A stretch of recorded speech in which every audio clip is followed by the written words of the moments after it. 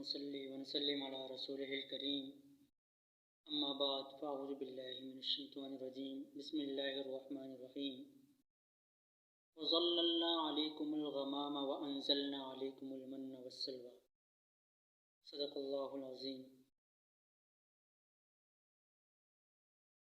محترم سامعین،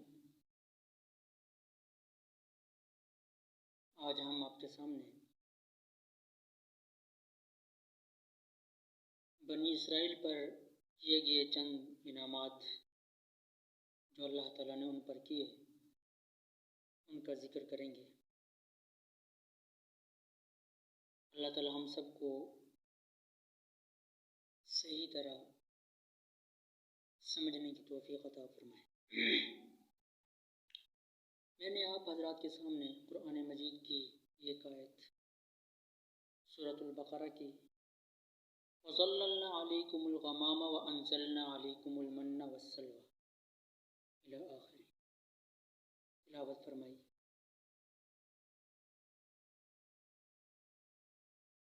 تو اللہ تعالیٰ بنی اسرائیل کے اوپر چند انعامات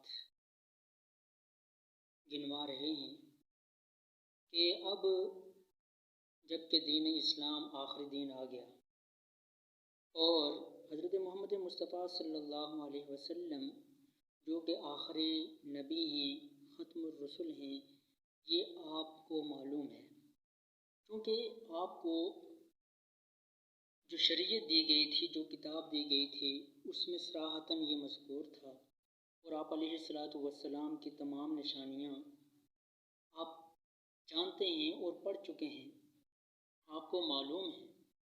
وہ تمام تر صفات حضور اقدس صلی اللہ علیہ وسلم کی ذات گرامی میں پائی جاتی ہیں۔ اب وہ پائے جانے کے باوجود بھی تم اسلام کیوں نہیں لا رہے؟ تم حضور صلی اللہ علیہ وسلم کو ختم الرسل کیوں نہیں مان رہے؟ تو اللہ تعالیٰ نے اپنے چند انعامات اس آیت میں گنوائے ہیں۔ وَظَلَّلْنَا عَلَيْكُمُ الْغَمَامَ وَأَنزَلْنَا عَلَيْكُمُ الْمَنَّ وَالسَّلْوَىٰ، یہ جو دو واقعہ ہیں، دو انعامات ہیں، ایک بادل کا چھا جانا اور دوسرا منہ اور سلویٰ کا اترنا، یہ دونوں واقعہ میدان تیہ کے ہیں۔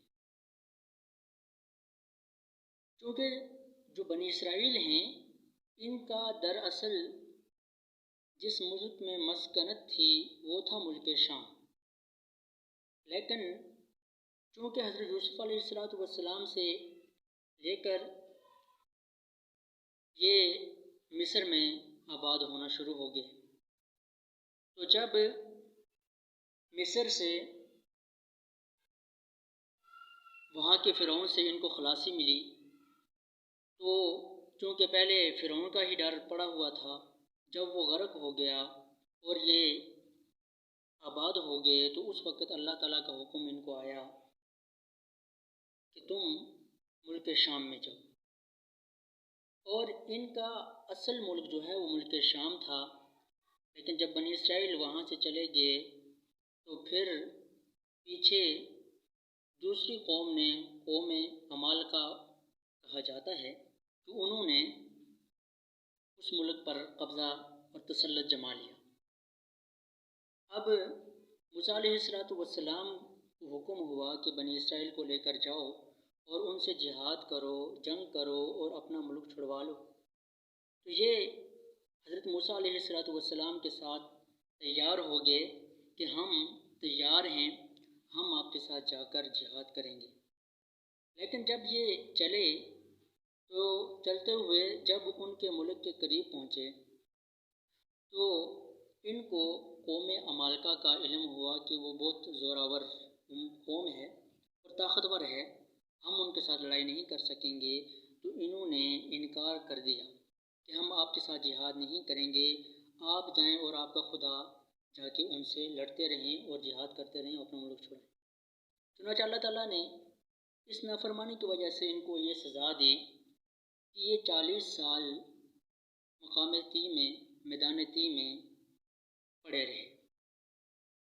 تیہ کو تیہ اس لیے کہتے ہیں کہ سرگرداں، مطلب یہ کہ یہ مقام تی میں جب رات کو چلتے کہ ہم واپس اپنے ملک مصر چلے جائیں، تو جہاں پر بھی رات کو پڑاؤ ڈالتے تو صبح جب اٹھتے تو اسی مقام پر پہنچ جاتے جہاں سے وہ چلے تھے۔ اس طرح یہ 40 سال اس میدان میں بھٹکتے رہے اور اللہ تعالیٰ نے ان کو سزا دی۔ موسیٰ علیہ السلام کی دعا کی برکت سے اللہ تعالیٰ نے ان پر ابر رحمت نازل فرمایا، کیونکہ میدان تی جو تھا وہ ایسا میدان تھا کہ اس میں نہ کوئی گھر تھا اور نہ کوئی درخت، نہ گھر سہارا لینے کے لیے تھا اور نہ ہی کوئی درخت تھا کہ جہاں پر سہارا لیا جا سکے۔ تو اللہ تعالیٰ نے ان پر انعام فرمایا، اور جب انہوں نے شکایت کی موسیٰ علیہ السلام سے گرمی کی، تو اللہ تعالیٰ نے ایک سفید بادل ان پر سایہ کروا دیا۔ اللہ تعالیٰ نے ایک سفید بادل کے ذریعے ان پر سایہ کیا، جیسا کہ اللہ تعالیٰ قرآن فرماتے ہیں وَظَلَّلْنَا عَلَيْكُمُ الْغَمَامَ وَأَنزَلْنَا عَلَيْكُمُ الْمَنَّ وَالسَّلْوَىٰ۔ پھر جب انہوں نے بھوک کی شکایت کی تو اللہ تعالیٰ نے ان پر منہ اور سلوہ اتارا۔ منہ کہتے ہیں زنجبین کو، اور سلوہ سے مراد یعنی بٹیر، جیسا کہ معارف القرآن میں مفتی محمد تقی عثمانی صاحب رحمہ اللہ تعالیٰ عنہ نے مفتی محمد شفیع عثمانی صاحب رحمہ اللہ تعالیٰ عنہ نے یہ لکھا ہے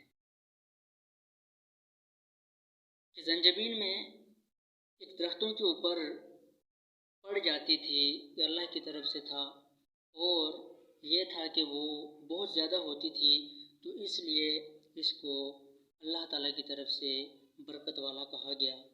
اور دوسرے نمبر پہ جو سلوہ ہے تو یہ بٹیر تھے، اور وہ ان کے پاس آ کر پھرتے تھے اور ان سے بھاگتے نہیں تھے، اور یہ ان کو پکڑتے اور ذبح کرتے اور پکاتے اور کھا لیتے۔ لیکن ان کو ایک چیز کا حکم تھا کہ تم نے جمع نہیں کرنا، جس طرح اللہ نے پہلے دیا ہے اسی طرح اللہ تعالیٰ مزید دیتے رہیں گے، لیکن انہوں نے حرص اور لالچ کی اور جمع کرنا شروع کر دیا۔ پھر اللہ کی طرف سے وہ گوشت جو یہ جمع کرتے تو وہ گلنا سڑنا شروع ہو گیا۔ پھر جب اس میدان میں انہوں نے یہ شکایت کی کہ اندھیرا ہے، رات کی اندھیرے کی، تو اللہ تعالیٰ نے اس میدان میں ایک روشنی ظاہر کر دی جس نے ان کے محلے کو روشن کر دیا۔ اسی طرح اب یہ تھا کہ وقت کے ساتھ ان کے کپڑے بھی میلے ہوتے، تو اللہ تعالیٰ نے ایک ایسا نظام کر دیا کہ نہ تو ان کے کپڑے میلے ہوں نہ گندے ہوں۔ اور اسی طرح جو چھوٹے بچے تھے تو وہ بڑے ہونے کے ساتھ ساتھ ظاہرہ ان کے کپڑے بھی بڑے چاہیے، تو چونکہ اب وہاں پہ کوئی ایسی صورتحال نہیں تھی کہ جو ان کے پاس کھانا کپڑا یا ان چیزیں ہوں، تو اللہ تعالیٰ نے ان پر انعام فرمایا، ان بچوں کے جسم کے ساتھ جس طرح ہڈیاں بڑھتی ہیں اس طرح وہ کپڑے بھی ساتھ بڑھتے رہتے۔ تو اللہ تعالیٰ نے جب یہ اپنی انعامات بنی اسرائیل کو یاد کروائے کہ ہم نے تم پر وہ انعام کیے، لیکن پھر بھی تم نے سرکشی کی، لیکن اللہ رب العزت نے تمہاری یہ تمام سرکشیاں دیکھنے کے باوجود، جاننے کے باوجود، پھر بھی تمہیں کیا کیا؟ معاف کیا۔ تو اس رب پر ایمان لانا، اس کے آخری نبی پر ایمان لانا، یہ تمہارا حق فرض بنتا ہے کہ تم آخری نبی کو پہچان لو۔ تو بس یہ تھی بھائی آج ہماری گفتگو کے بنی اسرائیل پر کیے گئے چند انعامات کی۔ انشاءاللہ مزید جو بنی اسرائیل پر جو انعامات کیے گئے اور ان کے ساتھ جو وعدے کیے گئے، پھر نہ ماننے پر جو ان کو سزائیں دی گئیں، تو انشاءاللہ وہ ہم اگلی مرتبہ اگلے ویڈیو میں آپ کے سامنے آپ کی سماعت کریں گے۔ اب اجازت دیجیے گا، والسلام۔